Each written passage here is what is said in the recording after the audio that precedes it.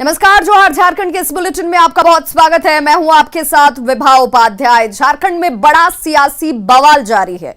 Police और special branch की team ने होटल लीक लेक और लैंडमार्क में छापेमारी कर 3 लोगों को गिरफ्तार किया है, जिनके पास से 3 बैग बरामद किए गए, जिसकी तस्वीरें आप देख पा रहे हैं। साथ ही करीब 2 लाख रुपए कैश की बरामदगी भी की गई है।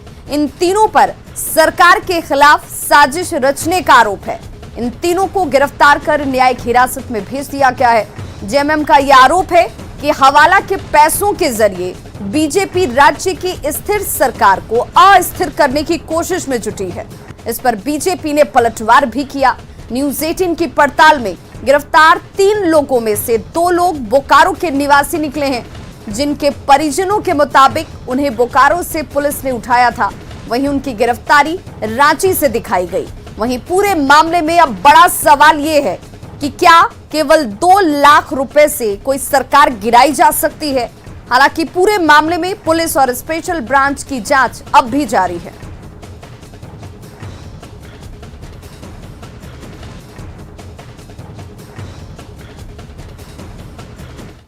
तो झारखंड सरकार को अपदस्थ करने की साजिश पर जेएमएम ने कहा है कि साजिश बेनकाब होते ही बीजेपी अब बहानेबाजी में जुट गई है, लेकिन जल्द ही पुलिस अपना काम पूरा करेगी और सच को सामने लाएगी। जेएमएम ने यह भी दावा कर दिया कि जो भी लोग पकड़े गए हैं उनके खिलाफ पर्याप्त सबूत हैं।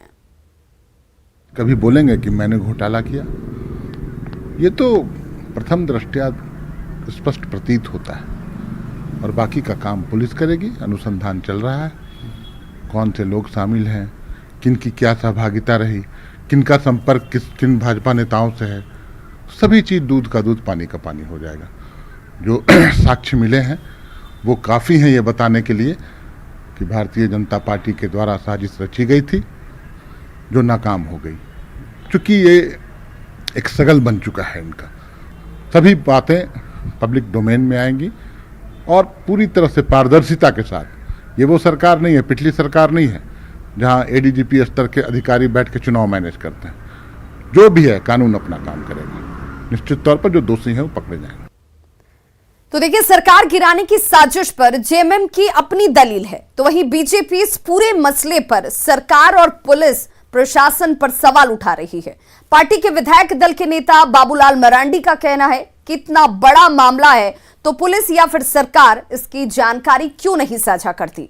इसके साथ ही उन्होंने पुलिस को राजनीतिक पार्टी का टूल न बनने की सलाह दे दी और कहा कि सरकार आती जाती रहती है, ऐसे में अगर उनकी कार्यशैली सवालों के घेरे में रहती है तो उनकी भी जांच करवाई जाएगी। हर बार यही मांग कर रहे हैं कि भाई सरकार को बतानी चाहिए और खास करके राज्य के जो डीजीपी है उनको सामने आना चाहिए और बताना चाहिए प्रेस को कि किस प्रकार से कौन लोग किससे क्या संबंध है और सरकार गिराने की ये साजिश हुई थी। ये डीजी है स्पेशल ब्रांच के कहने पर ये सारे हुआ है, तो उसको सामने आना चाहिए। या फिर रांची थाना का मामला है कोतवाली का, यहाँ एफआईआर लॉन्च हुआ है, तो सीनियर एसपी को सामने आना चाहिए, सब कुछ बतानी चाहिए जनता के सामने। और आपने उन लोगों को गिरफ्तार किया जो मजदूरी करता है, एक फल बेचता है, बेरोजगार है, ऐसे लोगों को, और आप कह रहे हैं लोग सरकार को अस्थिर करने में लगे हुए थे। भाई ये तो बिल्कुल गलत है। और पुलिस को सरकार क्या कहते हैं पॉलिटिकल पार्टी का टूल्स नहीं बनना चाहिए, पुलिस को कानून के हिसाब से काम करना चाहिए। तो ये तो बिल्कुल स्पष्ट है कि पैसा कमाने का कि नए धंधा ये लोगों ने शुरू किया है और उसी के मॉडल पर ये सारे लोग काम कर रहे हैं। इसलिए मैं पुलिस को चेतावनी देता हूँ कि आप पॉलिटिकल पार्टी का स्टूल मत बने। अगर राजनीतिक पार्टी का स्टूल बनेंगे तो आने वाला कल आपको भी ये भुगतना पड़ेगा। तो देखिए, झारखंड में साजिश के आरोपों के बाद सियासी बवाल मचा हुआ है। सीधे रुख कर लेते हैं अपने सहयोगी का ओम प्रकाश हमारे साथ इस वक्त सीधे लाइव जुड़ गए रांची से। ओम प्रकाश, सवाल अगर साजिश का है तो साजिश का पर्दाफाश होना चाहिए। साजिश को लेकर जो सवाल मन में उठ रहे हैं उन सवालों के जवाब सामने आने चाहिए।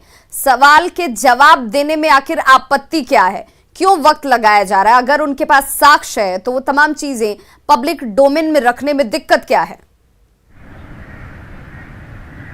जी, अगर बात की जाए साक्ष्यों की, तो साक्ष्यों में कहीं ना कहीं कमी ज़रूर है और यही वजह है कि पुलिस हो या फिर सरकार हो, दोनों का प्रतिनिधि कोई भी सामने आने से हिचक रहा है। साफ तौर से पुलिस मामले में कुछ भी कहने से बच रही है। उनका साफ तौर से कहना है कि मामले में सबूत तो हैं, इस तरह की बातें ऑफ द रिकॉर्ड पुलिस के द्वारा कही तो जा रही हैं, लेकिन उसे सार्वजनिक नहीं किया जा रहा है, न मीडिया को बताया जा रहा है। तो जाहिर तौर पर यह सवाल उठता है कि आखिर ये कैसे सबूत हैं जिनके बिना पर पुलिस उन्हें सजा दिलाने की सोच रही है, क्योंकि अगर सबूत हैं तो उन सबूतों को बाहर लाने में क्या आपत्ति है, क्योंकि ये पॉजिटिव मामला है। पुलिस के द्वारा एक बड़ी साजिश का खुलासा किया गया, तो ऐसे में इस बड़े खुलासे का कम से कम मीडिया के सामने आना चाहिए था, इसे सार्वजनिक पटल पर रखना चाहिए था, लेकिन पुलिस के द्वारा ऐसा नहीं किया गया, जो अपने आप में सवाल पैदा करता है। वहीं रही बात सरकार की, तो सरकार की तरफ से भी अब तक कोई बयान इस पर आधिकारिक तौर पर नहीं आया है। पार्टी की तरफ से जरूर बयानबाजी की जा रही है, लेकिन उन लोगों का साफ तौर से बीजेपी पर आरोप तो जरूर लग रहा है, लेकिन साक्ष्य की बात या फिर जो जानकारी की बात, वो भी साफ तौर से इनकार कर रहे हैं कि हमारे ओम पास प्रकाश, बयानों में भी कंट्राडिक्शन नजर आता है। परिवार वाले कहते हैं कि गिरफ्तारी बोकारो से की गई, मीडिया के सामने जो बयान है या जो स्टेटमेंट है या जो जानकारी साझा की गई, कहा गया कि इन दोनों शख्स को रांची से गिरफ्तार किया गया, तो आखिर सच्चाई क्या है और क्या बैकग्राउंड इन दोनों लोगों का इस वक्त सामने रखा जा रहा है, जो लोग सरकार को गिराने की साजिश रच रहे थे?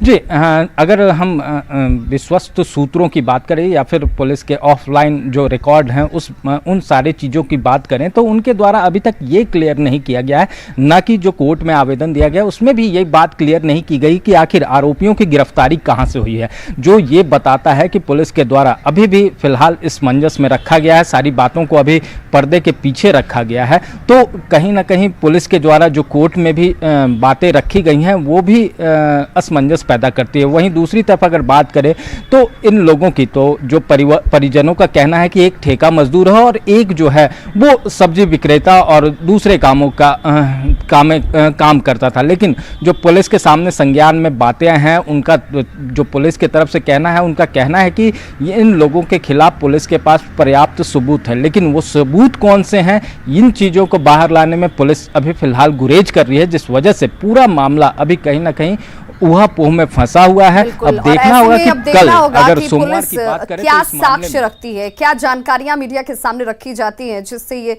साबित हो पाए कि एक बड़ी साजिश रची गई सरकार को गिराने की। बहुत बहुत शुक्रिया ओम प्रकाश तमाम जानकारी के लिए। गढ़वा के धुरकी में अपराधियों ने हथियार के बल पर जमकर उत्पात मचाया है। अपराधियों ने सड़क निर्माण कंपनी वीआरएस के घघरी गांव स्थित कैंप ऑफिस पर धावा बोला और गाड़ियों को फूंक दिया। क्या देखिए एक्सक्लूसिव तस्वीरें आप इस वक्त देख पा रहे हैं अपने टीवी स्क्रीन पर, जहां पर गाड़ियों में जमकर तोड़फोड़ की जाती है। जो गाड़ियां यहां पर रखी गई थी उन्हें आग के हवाले कर दिया गया। कंपनी बिलासपुर से बिरबल होते हुए धुरकी तक सड़क निर्माण कर रही है। यहां पर सड़क का जाल बिछाया जा रहा है। 6 हथियारबंद अपराधियों ने कैंप पर पहले धावा बोला, तैनात कर्मियों को डराने के लिए हवाई फायरिंग तक की गई। गाड़ियों में आग लगा दी जाती है। अपराधियों ने कंपनी से 1 करोड़ की लेवी की मांग की है। इससे पहले 25 जून को भी अपराधियों ने कंपनी के साइट इंजीनियर को अगवा कर लिया था। हालांकि अपराधियों ने हमले में करीब 2 करोड़ की संपत्ति का नुकसान किया है और जिसको अगवा किया गया था 4 दिन के बाद उसे रिहा कर दिया जाता है। पूरे मामले की फिलहाल पुलिस की तरफ से जांच जारी है। ये रोड कंस्ट्रक्शन का काम चल रहा है यहाँ वीआरएस कंपनी का। यहाँ पर करीब 1 साल से कुछ असामाजिक तत्व धमकी देते आते रहे थे। उसके बाद फिर करीब 2-3 महीना पहले डिमांड किया परसेंटेज का। उसके बाद फिर आज के 1 महीना बाद 1 महीना पहले एक इंजीनियर का हम लोग का अपहरण कर लिया। हम लोग ने FIR भी दर्ज कराया, मांग भी किया पुलिस से कि हम लोग को फोर्स दिया जाए और उसको गिरफ्तार किया जाए, लेकिन अब उसकी लापरवाही कहिए, फोर्स का चाहे जो कहिए। यहाँ पर कुछ अपराधी के द्वारा जो है सो गाड़ी में आग लगाया गया था, जिसकी सूचना मिली उसमें यहाँ पर हमको ड्यूटी में तैनात किया गया। हम ड्यूटी में लगे हुए। कितना लगा? अपराधी है या नक्सली संगठन? ये अभी इसका अथी नहीं लगा। सर कितनी गाड़ियों को जलाया गया? 4 गाड़ी को। पुलिस छानबीन कर रही है? हाँ, छानबीन कर रही है। सभी आदमी बाहर निकले हुए हैं, उसका जाँच चल रहा है। देवघर पुलिस ने गुप्त सूचना पर छापेमारी करते हुए 15 अपराधियों को गिरफ्तार कर लिया है। दरअसल पुलिस को सूचना मिली थी कि मुख्य बाजार के एक ऑफिस में अपराधी बाबा परिहस्त के गुर्गे बैठक कर रहे हैं। इसमें अवैध रूप से जमीन पर दाखिल दिलाने के लिए रणनीति बनाई जा रही थी। ये लोग जेल में बंद अपराधी के इशारे पर किसी बड़ी घटना को अंजाम देने की फिराक में थे। इनके पास से पुलिस ने जमीन खरीद बिक्री और दाखिल दिलाने के कागजात के साथ 16 मोबाइल फोन, 37,000 रुपए कैश और 5 लाख के ब्लैंक चेक भी जब्त किए हैं। सूचना का सत्यापन किया गया है, जिसमें ये बात सही निकली कि कुल बाबा परिहस्त गिरोह के कुल 15 लोग वहाँ पर हैं। जब उनको प्रॉपर जांच किया गया तो जांच के क्रम में ये बात प्रकाश में आया कि उनके द्वारा जो है अवैध ज़मीन पर कब्जा दिलाना, रंगदारी लेना तथा भूमाफियाओं के साथ इनका साठगांठ के उपरांत जनता में भयभ्रम पैदा करना इनका मुख्य कार्य था। अभी जो बाबा परिहस्त जो वर्तमान में माननीय न्यायालय के आदेशानुसार जेल में निरुद्ध हैं, उनके आदेशानुसार या उनके मिलीभगत से ये लोग इस घटना को अंजाम देते थे। कोडरमा के तिलैया थाना क्षेत्र से ऑनलाइन ठगी का मामला सामने आया है। आमतौर पर आप ऑनलाइन पेमेंट करने वाले को इसके शिकार होते हुए जरूर देखते होंगे, लेकिन यहां ऑनलाइन पेमेंट लेने वाले ही ठगी का शिकार हो गए। मोबाइल खरीदने के लिए एक दुकानदार के पास ऑन कॉल आया और पेमेंट कर देने की बात कहते हुए युवक ने दुकानदार से ये कहा कि आपको पेमेंट का स्क्रीनशॉट भेज दिया है, आप मेरे आदमी को मोबाइल दे दीजिए।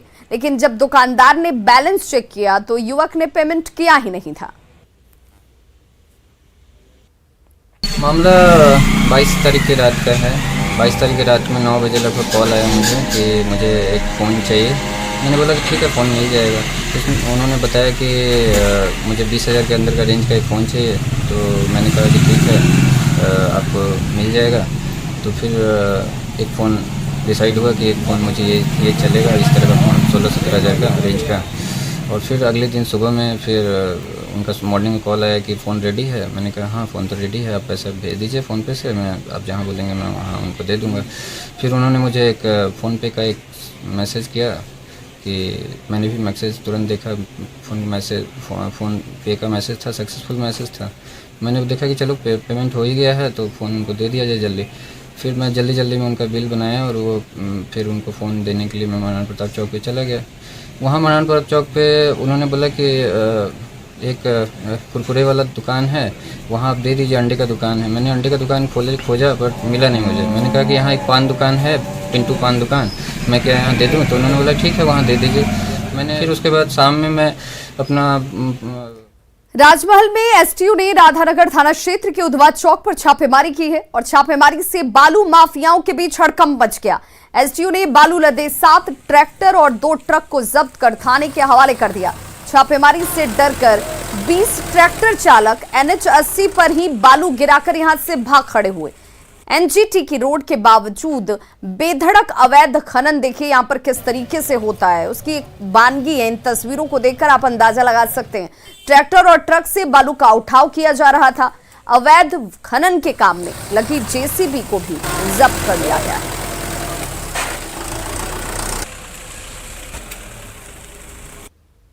ये लोग अवैध बालू का ट्रैक्टर के माध्यम से, कुछ बड़ी गाड़ी के माध्यम से परिचालन करने की सूचना मुझे गुप्त सूत्रों से ज्ञात हुई थी। उसके आलोक में मैंने आज सुबह इसका निरीक्षण किया। मैंने कई गाड़ियों को यहाँ पर पकड़ के थाने में डाला है। लगभग 12 गाड़ी के आसपास है ये गाड़ी। कुछ लोग लेट होने के कारण बालू यहीं डंप करके भागने में कामयाब हो गए हैं ये लोग। हजारीबाग के टाटी झरिया प्रखंड में कल बिजली विभाग के जूनियर इंजीनियर के साथ 2 बिजली कर्मियों की लोगों ने जमकर पिटाई कर दी। तस्वीरें देखिए, ये इस वक्त जो शख्स आपको पिटते हुए नजर आ रहे होंगे वो जूनियर इंजीनियर हैं, साथ ही बिजली विभाग के 2 कर्मचारी हैं जिन्हें लोगों ने जमकर पीटा है। इचाक थाना के झरपो सूर्य मंदिर के पास की ये घटना है। इस पिटाई में जूनियर इंजीनियर अमित कुमार शर्मा के साथ कर्मचारी प्रकाश कुमार और शंकर कुमार घायल हो गए। इस पिटाई का वीडियो सोशल मीडिया पर वायरल हो रहा है। घायलों के मुताबिक सभी कर्मचारी चोरी छिपे बिजली जलाने वालों के खिलाफ छापेमारी करने और बकाया वसूली करने के लिए गए हुए थे। सभी घायलों का इलाज शेख भिखारी मेडिकल कॉलेज अस्पताल में इस वक्त जारी है। पकड़े जी पकड़े ना प्रकाश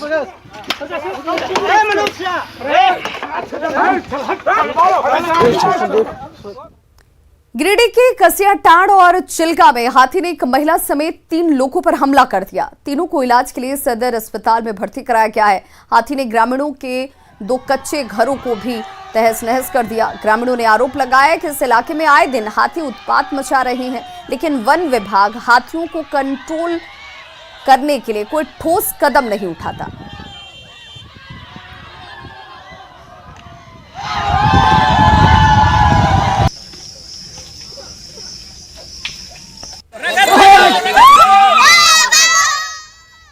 और अब देख लेते हैं झारखंड 2020।